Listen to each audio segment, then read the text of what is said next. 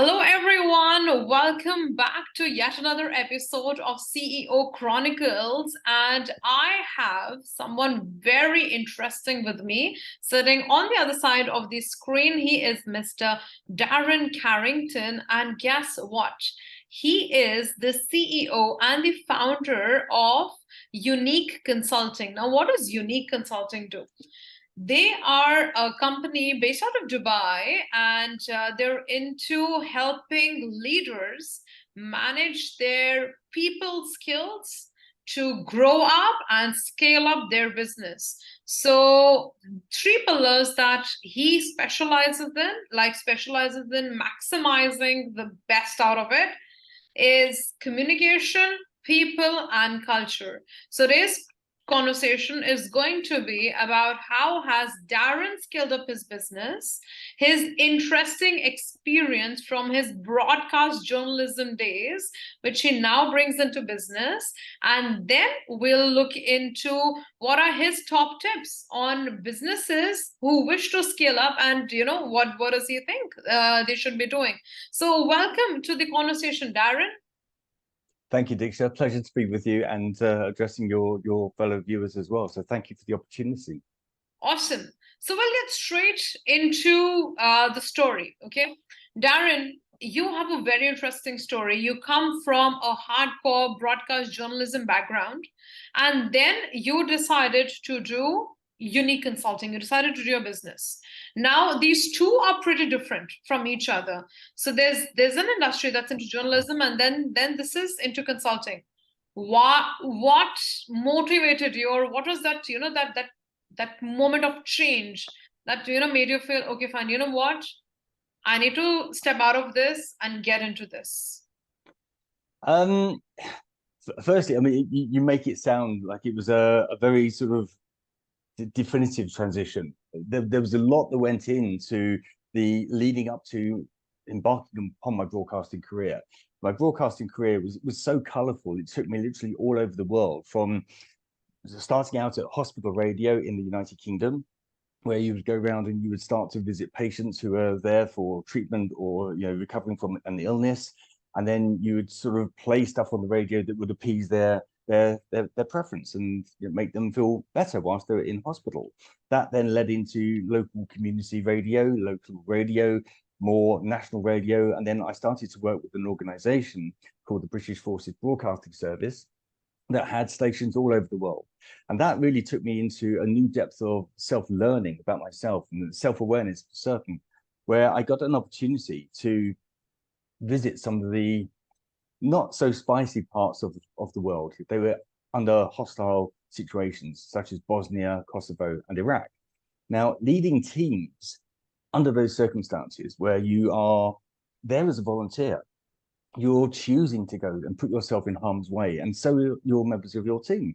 And for a lot of us, it was a very exciting prospect of going somewhere where you're working with your audience face to face every single day. You're getting motivated, you're getting inspiration for your show content because of what you're seeing all around you.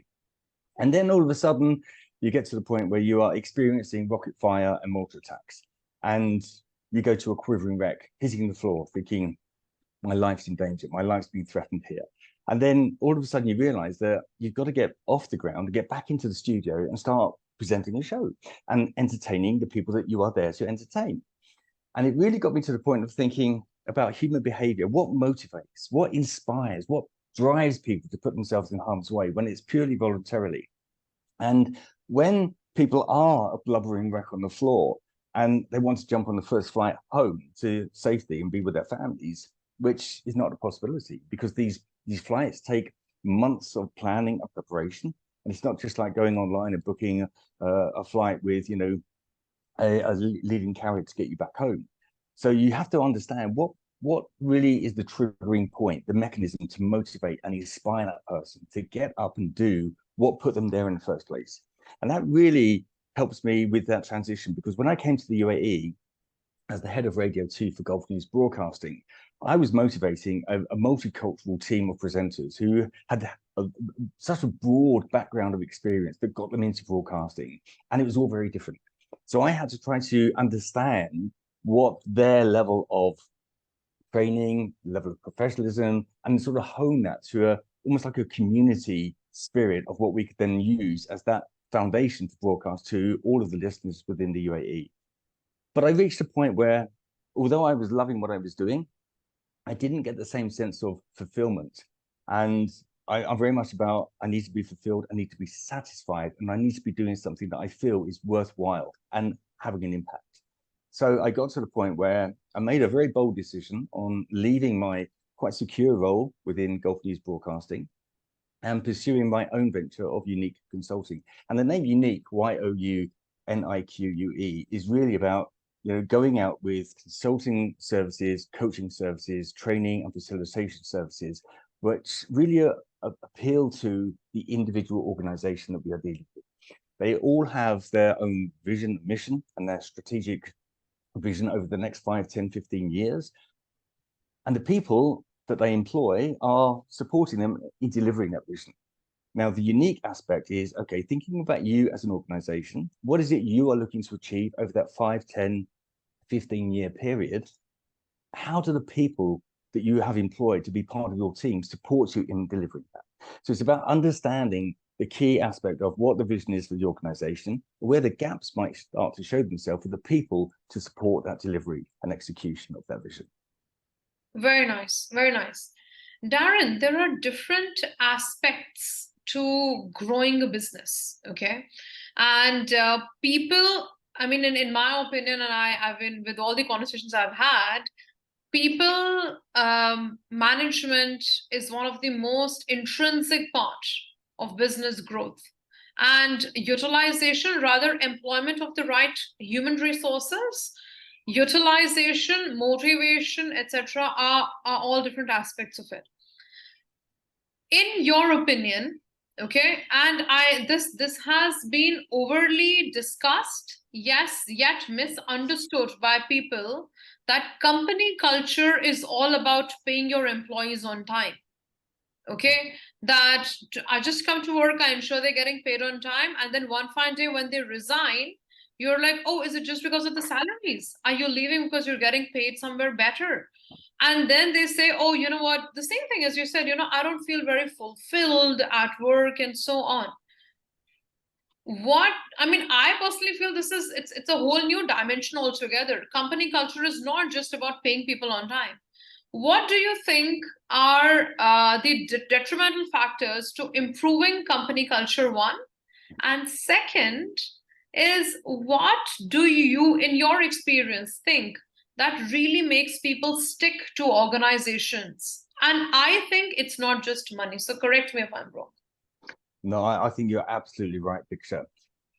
Money will go so far in terms of motivating an individual. And let's face it, we are in the UAE. I've been here for 15 years. In fact, next month, I will be here 15 years. And I think, Wow. Where has that time gone? Yeah. And we come here because there is an opportunity, yes, to certainly earn more money than we may be able to do in our home countries, but also have an opportunity for me to have the opportunity to work with a diverse mix of individuals and hopefully have an impact on some aspect of their life that they will go on, and that legacy that I'm creating with them will have a lasting effect 5, 10, 15, 25 years down the line, if they can still have some sort of reflection on what I have helped them to create as part of that association along their journey. That's me being fulfilled. And not everyone has that same sense of fulfillment in their corporate role. Now, we are in a time where a lot of people are going into that entrepreneurship journey, and they are starting to look for purpose. And I know you have had guests on your shows that talk about specifically purpose. And purpose, I think, is so important for us as individuals. And quite often that purpose is only on the side of the organization. And the culture is, yes, we have a solid company, we have security, we have stability, and we have good quality products, we have a good customer base, etc. And you come and join us along that journey to deliver to our customers and meet our purpose.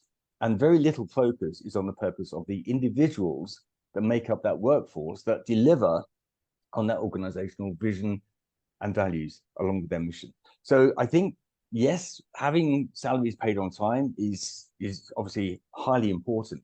but it goes a bit deeper. You know, once you brush back along the loose surface on what we see as the grit on the sand, and we start to dig down, you know, what, and it goes down to people's values. What is it that really gets them out of bed in the morning? Yes, we have to go out and we have to earn our salaries to pay and provide for our families. And here, a lot of people send money back home to support their families in their home country. But it's about the values. It's about the layer that the companies don't necessarily tap into. What drives, what motivates an individual to get up and perform to the highest level of performance that isn't, you know, an effortless flow of states for them every single day. And it's almost like getting into the mode of like a car at cruising. So you're in the top gear and you're doing a high speed, but you're doing low engine revs. So your maximum in terms of your output and your minimum in terms of your input. When we are aligned to our values, that's what we get. We are at cruising speed, and it becomes so effortless for us to, we're fired up, we're energized to get out of bed in the mornings, and we go and do what we do because it means something. It has purpose. We are connected to it. And quite often, a company's values is purely set around, dare I say it, a consulting company that goes in and defines what these values mean for the company, and they leave after completing the project.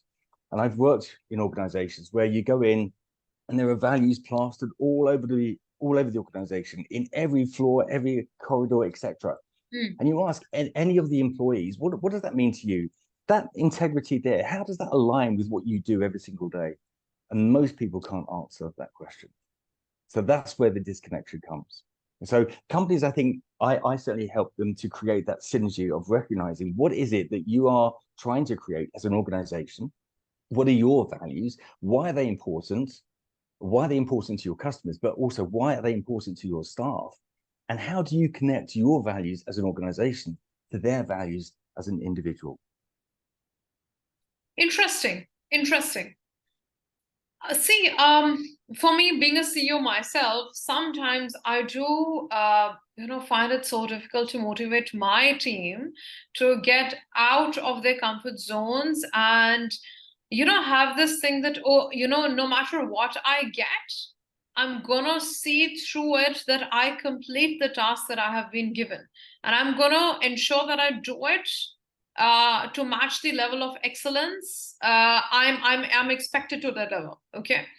Now you obviously come from a background where you have worked in these difficult situations present in Iraq, Bosnia, etc. I want you to share any one story, okay, maybe through your experience in any of these places. Tell me, what makes you feel that, okay, if a person could do this, then people management can take people to another level altogether. Like, any one particular incident that actually tested a person's threshold of tolerance and of being in that particular situation where you have an option to run away, but you still don't because you're given a cause that's bigger than it's your own personal good. So I mean, there are many, and I know that we are limited on time, but I'll sort of backtrack into my experience that I was accruing along the way during my tour of duty in Iraq. Now, we're going back to the time of 2006, where there was still a lot happening. I was leading a team of 13 people in a very close-knit community. We were, as a radio station, I had my presenters, we had satellite technicians, we had broadcast engineers, a team of 13. And we were literally moving in that group of 13 in pretty much everything we were doing.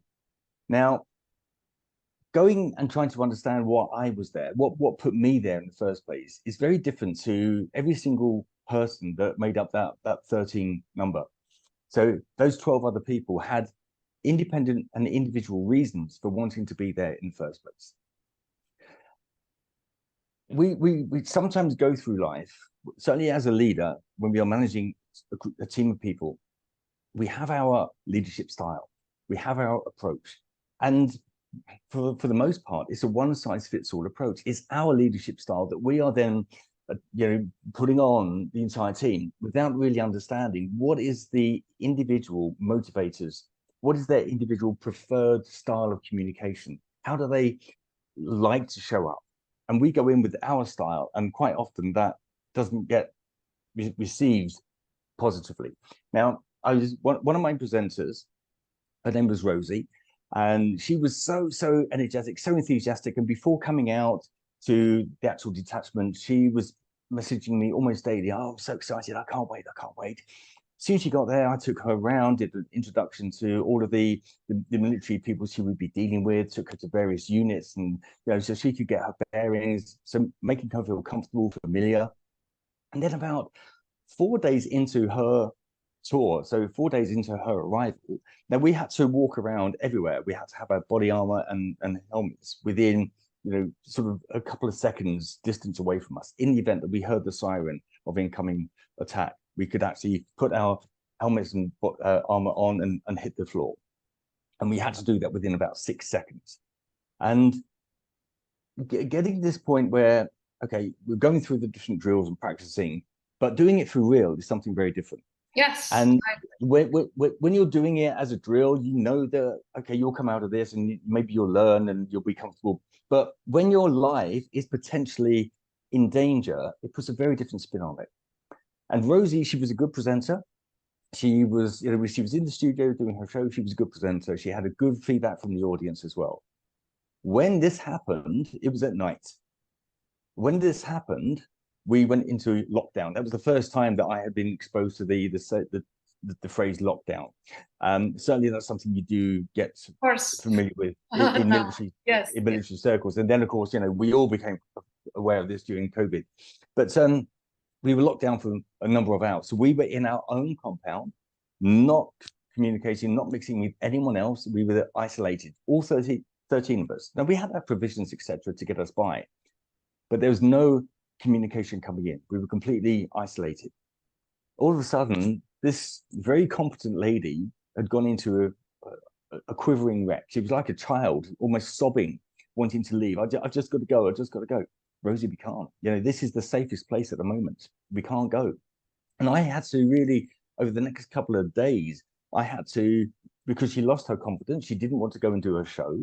And I had to really tap into what was driving her to want to be there in the first place. So I wasn't experiencing all of the I guess the behavioral understandings that I'm aware of today, but I had to tap into her style of communication was different to mine. I had to adapt my own style to be able to communicate with her on her level that was receptive by her and things that she would feel comfortable with. And tapping into those motivators, those values, what was important to her. And the values that I operate by, I use a particular psychometric assessment, a values index, which measures 7 internal motivators and triggers. It measures our aesthetics, so about how things look, feel, life, work balance, etc. It also measures economic, so whether we are high economic or low economic. It looks at our political, which is our driver for really sort of standing out as having a bit of power, having some sort of sway, some sort of leverage. Individualistic is where we have some sort of aspect as to what makes us stand out, to be unique, and YouNique Consulting obviously aligns with that. So that's quite a high value for me personally. Also, altruism, where we're doing good for other people. Regulatory, where we're all about systems, processes, etc. And then theoretical, our essence of driving for learning and knowledge's sake. Now, I had to tap into what was important to Rosie. Now, Rosie was there. She was quite high in her altruism, so doing good for other people. And she was also there. She was quite high in her individualistic. Now, at that time, I didn't know what these were aligned to as a values mechanism. Once I could sort of almost go through a coaching, bordering on coaching and counseling, although I'm not a counselor, I was counseling on a coaching level, trying to understand what was important to her, what really put her in harm's way in the first place. And it was the fact that she could then, talk to the grandchildren decades down the line and start to talk about, how she supported the British forces in operational areas such as Iraq when things were a little bit hairy. So that's high on the individualistic, but also trying to support those people serving who are away from home longer than we were. They were away for a minimum of 6 months. We were away for 3 months. And it was about giving something to support them in their times of going through tough experiences.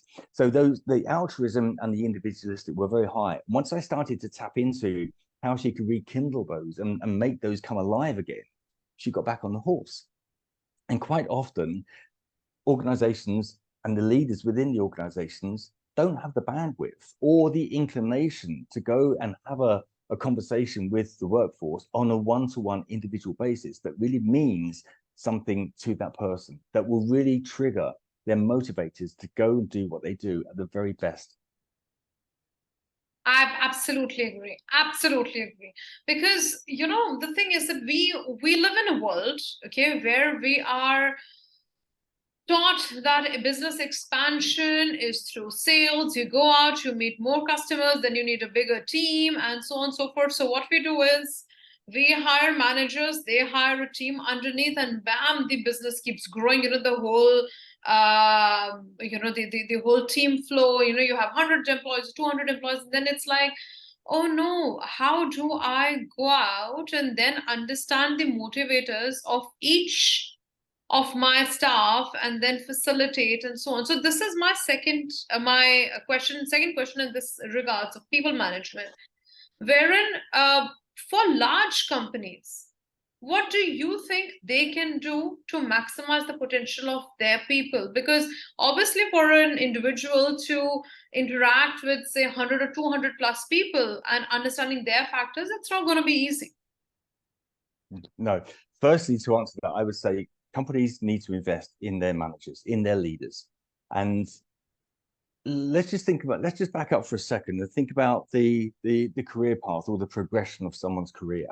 So they work hard, they go out and they work hard, they're very diligent, and they perform well, they get recognized for that performance, and they start to get recognized, okay, we can do something with this individual, and they start to be taken off of the track that they were doing and creating that high performance around and putting them into a direction of management and leadership. Now, for the most part, they would not have had any training or any support around managing people. They've had no management or leadership training, but they're expected to perform at the same levels as they were in a sales or marketing role, etc., or whatever their role was.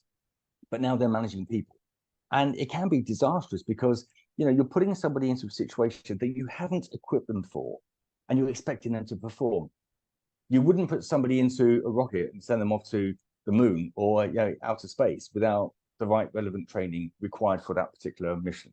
So why would we put somebody in a role of leading other people that could be detrimental to the performance of the organization through one person? So I would say ultimately investing in leadership.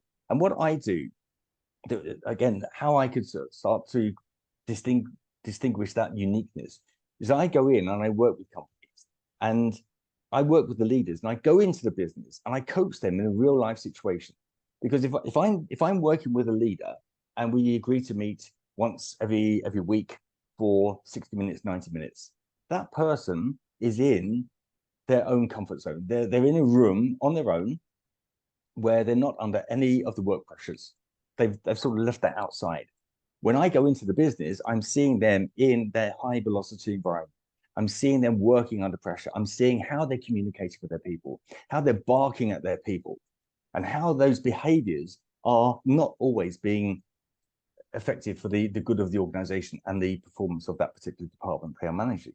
So I would say companies need to really take on board, okay, not just think about a cost per head of a training budget is this. Think about what you are investing in, and it is an investment. You're investing in the manager, the leader over the long term, because that manager or leader is going to be motivating or demotivating the majority of the workforce. And for investment on one person can pay dividends on the masses. That is nice. That is nice. So I'm going to be putting you in a situation, okay? And imagine you are consulting me. So, you know, so I am consulting you the other way around. I'm consulting you for your services. And I need to hire a manager for my business, say an operations manager. What are certain non-negotiable leadership traits, in your opinion, that a CEO should look for in their managers? one quality that you don't always see in this region, I would say, is vulnerability. What do Sorry, I mean it's by what? vulnerability? Vulnerability. Vulnerability. Right. Yeah. So what do I mean by that?